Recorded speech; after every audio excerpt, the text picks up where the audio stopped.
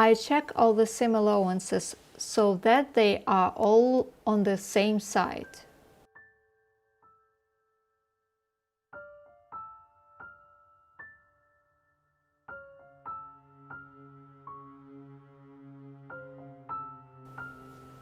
After that, I gathering this long strip of tulle. To do this, I change the setting of the machine. Stitch with 3 mm. You can use 5 mm, but 5 mm will give fewer gathers and even more tulle will be needed. So I choose 3. And this is how I increase the pressure of the foot of the machine.